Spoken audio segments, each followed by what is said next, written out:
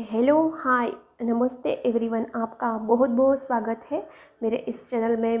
मुझे कुछ collective group की एनर्जी रिसीव हुई है, उसके लिए कुछ अर्जेंट मैसेज है और उसे कैसे इस ऑब्सेस और नेगेटिव और लो वाइब एनर्जी से डील करना है वह भी मैं इस वीडियो में शेयर करूंगी। तो पहले मैं एनर्जी शेयर करती हूँ। कुछ कलेक्टिव ग्रुप की डीएफ जो ज़्यादा इनर वर्क भी कर रही थी, सेल्फ लव भी कर रही थी, बहुत हाई वाइब में थी, हाई एनर्जी में थी, वह इस वक्त बहुत ज़्यादा ड्रेन फील कर रही है। वो जानती है कि कैसे अपने आप को बैलेंस किया जाए, वो जानती है कि कैसे हाई एनर्जी को अचीव किया जाए, फिर भी वो इतनी ड्रेन हो जाती है कि डिप्रेस्ड फील करती है। कुछ काम करने का दिल नहीं करता, इनर वर्क करने का दिल नहीं करता और बहुत ही ज़्यादा ऑब्सेस्ड भी हो रही है अपने डीएम के लिए और कहीं ना कहीं डीएम को चेस कर करके डीएम को एनर्जी भी दे रही है। और इस कलेक्टिव ग्रुप की डीएफ है वो इस वक्त अपने डीएम को जज भी कर रही है कि कहीं मेरा डीएम एनर्जी चुरा गया या कहीं मेरा डीएम थर्ड पार्टी में मेरी एनर्जी तो इन्वेस्ट नहीं कर रहा है। तो ऐसे लो वाइब एनर्जी से डील करते करते उसकी थिंकिंग भी नेगेटिव हो गई है डीएम को लेके। जो यूनियन में थी वो भी कभी कभी लो एनर्जी में चली जा रही है। तो यह एनर्जी मुझे रिसीव हुई है, तो मैंने सोचा कि अर्जेंट आपसे शेयर कर दूं और आपको इससे कैसे डील करना पड़ेगा वह भी मैं आपको बता देती हूँ। पहले तो फ्रेंड्स, जिसको भी लगता है कि डीएम मेरी एनर्जी चुरा लेता है या कार्मिक लड़ाई करके मुझसे फाइट करके मेरी एनर्जी चुरा लेता है, तो फ्रेंड्स किसी की मजाल नहीं है, किसी की हिम्मत नहीं है हमारी एनर्जी चुराने की। यदि हम खुद अलाउ करेंगे, हम खुद उसको एनर्जी देंगे, तब वो पर्सन हमारी एनर्जी लेगा। जबकि हम खुद ही अलाउ नहीं करेंगे उसको एनर्जी देने के लिए, हम खुद ही अपनी एनर्जी उसमें इन्वेस्ट नहीं करेंगे, उसकी बातों को अटेंशन नहीं देंगे, उसको चेज नहीं करेंगे, तो कैसे कोई हमारी एनर्जी स्टॉक कर सकता है, कैसे उसकी मजाल हो सकती है कि हमारी एनर्जी शक हो। लेकिन उसके लिए हमारी स्ट्रेंथ ज़्यादा चाहिए, हमारी ऑरा स्ट्रॉन्ग चाहिए, हमारा विल पावर स्ट्रॉन्ग चाहिए, डेडिकेशन बहुत ज़्यादा चाहिए अपने वर्क को लेके, अपने डेली रूटीन को लेके, अपने सेल्फ लव को लेके, अपने इनर वर्क को लेके और अपनी जर्नी को लेके। यदि आप इतने डेडिकेटली अपना वर्क करेंगे, अपना शेड्यूल टाइट रखेंगे, तो किसी की मजाल ही नहीं है कि आपकी एनर्जी लेके जाए। पहले आप अलाउ करते हैं। आपको किसने बोला है चेस करने के लिए? फ्री स्पेस दीजिए ना डीएम को, बोलिए डीएम को टाइम दीजिए, जितना टाइम चाहिए उतना ले लीजिए, जितनी एनर्जी थर्ड पार्टी में इन्वेस्ट करनी है उतनी कर लीजिए। मैं आपको फ्री विल देती हूँ, मैं आपको फ्री स्पेस देती हूँ, मुझे कोई ज़रूरत नहीं है आपकी। एक बार आंखें बंद करके डीएम को बोल दीजिए कि I can complete twin journey without you and I can also complete twin journey with you. तुम हो या नहीं हो मुझे कोई फ़र्क नहीं पड़ता, मेरे साथ मैं हूँ, मुझे खुद का सपोर्ट है, मैं खुद को सपोर्ट करती हूँ और डिवाइन भी मुझे सपोर्ट करता है। मैं खुद को लव करती हूँ, डिवाइन भी मुझे लव करता है।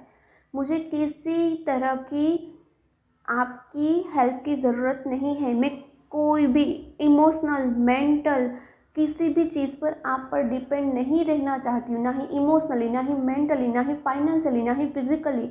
मैं खुद की स्ट्रेंथ हूँ, मैं मेंटली खुद के लिए स्ट्रेंथ हूँ, मैं इमोशनली स्ट्रॉन्ग हूँ, मैं फाइनेंशियली भी खुद के लिए स्टैंड ले रही हूँ, स्ट्रॉन्ग बन रही हूँ। मुझे कोई ज़रूरत नहीं है। आप खुद को ऐसे ट्रेन करेंगे, आप डीएम को स्पेस दे दीजिए। भैया, जब आप धरती पर आए तो आप दोनों ने ही साइन किया है, कर्मा डील किया है कि एक इनर वर्क करेगा और एक पार्ट है वो कर्मा सोल्व करेगा। तो यदि आपका डीएम थर्ड पार्टी में है, गर्लफ्रेंड है, वाइफ है, तो आपने खुद अलाउ किया है कि आप वो कर्मा क्लीन कीजिए, तो उसे शांति से क्लीन करने दीजिए ना, शांति से उसे थर्ड पार्टी में रहने दीजिए ना, शांति से डीएम को थर्ड पार्टी से कुछ लेसन लर्न करने दीजिए ना। क्यों आप डिस्टर्ब करते हैं? चाहिए फ्री फेस दे दीजिए, फ्री स्पेस दे दीजिए। ट्रू लव वही कहलाता है जिसको फ्रीडम मिलती है। प्रेम कभी किसी बंधन में नहीं फंसता है, प्रेम कभी किसी बंधन में फंसता नहीं है या कभी भी किसके साथ बंधन में रहता नहीं है। प्रेम वह है जो एक फ्री स्पेस मिले, पंछी की तरह आज़ादी फील करे, वही सच्चा लव है। और जो अपने डीएम को सच्चा लव करता है वो अपने ट्रू लव को जाने ही देगा। यस, इतनी आसानी से एक डीएफ ही अपने लव को जाने देती है, क्योंकि डीएफ का लव ट्रू होता है, अनकंडीशनल लव होता है, और इसीलिए वो अपने डीएम को आसानी से जाने देती है। और उसे ट्रस्ट होता है अपने लव पर, खुद पर, कि मेरा प्रेम, मेरा प्यार सच्चा होगा तो ज़रूर वापस आएगा। कोई आपके डीएम को ट्रैप नहीं कर सकता, कोई आपके डीएम को आपसे छीन नहीं सकता, एनर्जी लेवल पर नहीं छीन सकता, 5D लेवल पर नहीं छीन सकता। छीनेगा तो सिर्फ 3D लेवल का। ये 3D लेवल क्या है? एक माया है, एक इल्यूज़न है। तो यह 3D लेवल पर, फिजिकल प्लेन पर यदि छीनेगा तो भी वो कुछ वक्त के लिए। तब तक आप इनर वर्क कीजिए, सेल्फ लव कीजिए। और फिजिकल लेवल पर यदि किसी ने छीन लिया आपके डीएम को आपसे, तो आपका कुछ नहीं बिगड़ेगा, आपका कुछ नहीं बिगड़ेगा।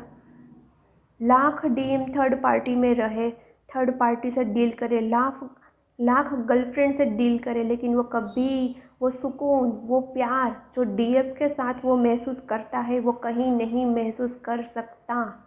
यह बात सच है। मेरे डीएम ने खुद मुझे बोला है कि तुम्हारे पास ही मुझे सुकून मिलता है, और प्यार में ही सुकून होता है। लेकिन जब हम अपने सच्चे प्यार को नहीं पहचानते, तब हमें कोई सुकून नहीं मिलता। और जब हम अपने सच्चे प्यार से माइंड गेम खेलते हैं, तब भी हमें कोई सुकून नहीं मिलता। जब भी डीएम माइंड गेम खेल रहा होता है, तब भी उसे सुकून नहीं मिलता।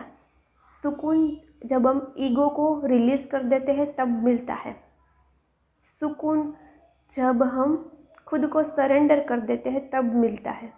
और हाई वाइब्रेशनल एनर्जी वह है कि आप खुद में अपनी एनर्जी इन्वेस्ट कीजिए। आपके पास कुछ भी वर्क नहीं है तो रूम को क्लीन कर डालिए। आप डेली क्लीन करते हैं, यदि आप डेली विंडो क्लीन नहीं करते, विंडो के ग्लास क्लीन नहीं करते, तो वहाँ पोछा लगाइए।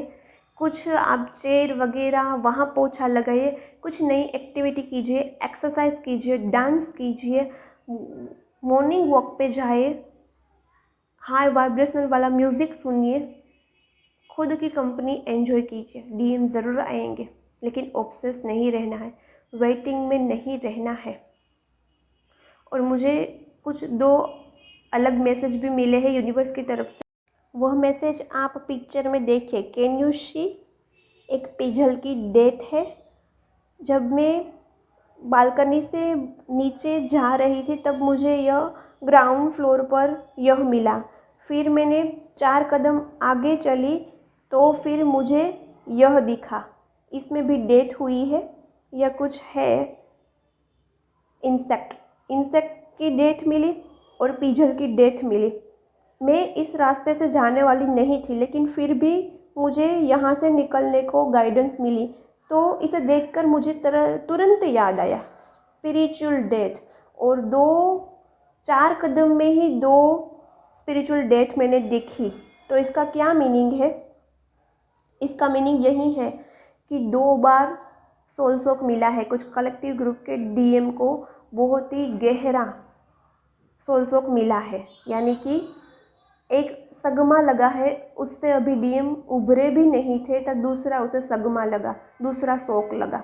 एक शॉक लगा, उससे अभी वो खड़े ही नहीं हो पाए कि दूसरा उसे शॉक्ड मिल गया, सोल शॉक यूनिवर्स की तरफ से, क्योंकि वो उसमें ईगो बहुत ज़्यादा था। जिस भी डीएम में बहुत ज़्यादा ईगो है उसको इस बार 2 बार झटका दिया गया है यूनिवर्स की तरफ से। 2 बार उसे सोल शॉक लगा है यूनिवर्स की तरफ से। लास्ट टाइम मैंने जो एक पिक शेयर की थी वह पीजल के बच्चे की डेथ थी, चाइल्ड की, बच्चे की, यानी कि न्यू बोर्न हुआ था और फिर उसकी डेथ हुई। यानी कि अभी तो ईगो टूटा था, स्पिरिचुअल डेथ हुई, फिर उसकी न्यू बोर्न हुआ। अभी तो स्पिरिचुअल डेथ से उभरा, फिर न्यू बोर्न हुआ और डेथ हो गई। और इसमें भी यही मैसेज है कि एक बार सोल शॉक मिला, फिर दोबारा सोल शॉक मिला। एक के साथ दूसरा सोल शॉक संभलना मुश्किल होगा, यानी आपके डीएम इस पर बहुत ज़्यादा नेगेटिविटी से जूझ रहे हैं, आप देख सकते हैं। और इसीलिए वो बिज़ी हो गए और कुछ लोगों को लगता है कि वो एनर्जी लेके चले गए। ओके फ्रेंड्स, आपको खुद में एनर्जी इन्वेस्ट करनी है हाई वाइब वाली सब्सक्राइब करना मत भूलना। सब्सक्राइब करके बेल आइकन को प्रेस कर देना। Bye bye. High vibe activity करना।